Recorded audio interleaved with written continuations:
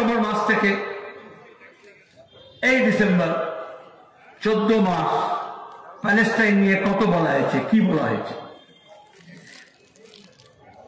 বরঞ্চ যত বলা দরকার তত বলা হয়নি। দুর্বলতা, এটা আমাদের দুর্বলতা। দ্বিতীয় কারণ হচ্ছে এত বেশি এখানকার ঝুট ঝামেলার মধ্যে এই আর্জিকর, এই নির্যাতন, এই চুরি, এই চোর ধরো, জেল ভরো, দুর্নীতি, শিক্ষক নিয়োগের কেলেঙ্কারি, তার মধ্যে হিন্দু মুসলমান, কোথায় প্যালেস্টাইনে কি হচ্ছে অনেক সময় দৃষ্টির বাইরে চলে যায়। অনেক বেশি মারা গেলে, অনেক বেশি যুদ্ধ হলে তখন একটু নজর পড়ে, মানে নিজের লোকই এখন নিজের ব্যাপার নিয়ে বেশি ঝামেলার মধ্যে রয়েছে। যখন এটাই আজকে যা হচ্ছে, যে ফাঁসিবাদী বলি আমরা, এখন হিটলার দ্বিতীয় বিশ্বযুদ্ধের সময় যখন ইহুদিদেরকে বলেছিল তোমরা সংখ্যালঘু, তোমাদের কিরকম অদ্ভুত অদ্ভুত সব নিয়ম, তোমাদের পোশাক আশাক কিরকম। একটা সিনেমা ছিল, ছোটবেলায় দেখছিলাম, পাজামা বলে। ইহুদিদের পোশাক দেখে খুন করা হচ্ছিল, গ্যাস চেম্বারে পাঠানো হচ্ছিল। এরা পায়জামা পরে, পোশাক দেখে। মোদী এমনি এমনি বলেননি পোশাক দেখে চেনা যায়।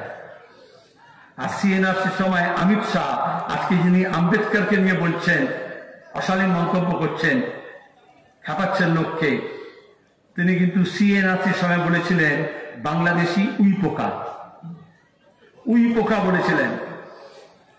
এবং এই উই পোকা ফ্যাসিস্টরা বলেছিল ইহুদিদের সম্পর্কেও।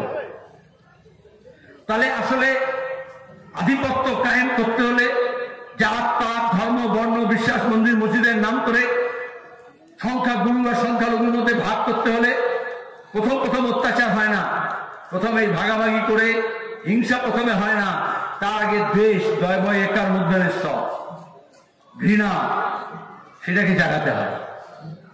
এই ঘৃণা জাগানো হয়েছে, আর সেই ঘৃণাকে আশ্রয় করে হিংসা বাড়ে, হিংসার চাষ করা হয়। আজকে বাংলাদেশে যা হচ্ছে সেটা ধর্মীয় হিংসার প্রতিফলন। তাহলে যারা বামপন্থী, যারা লাল ঝান্ডা ধরেন, সে সমাজতন্ত্রী হতে পারে, সে কমিউনিস্ট পার্টি হতে পারে বাংলাদেশে, সে ওয়ার্কার্স পার্টি হতে পারে বাংলাদেশে, কোন বিক্ষুব্ধ গোষ্ঠী হতে পারে, কিন্তু সে যদি লাল ঝান্ডা ধরে, সে যদি মার্ক্সবাদী লেনিনবাদী হয়, সে যদি দুনিয়ার মজদুর এক হওয়া বলে ডাক দেয়, তাহলে তার কাজ হচ্ছে এই ধর্মীয় উন্মাদনা তৈরি করে ভাগ করার যে প্রয়াস আছে তার বিরুদ্ধে লড়াই করা।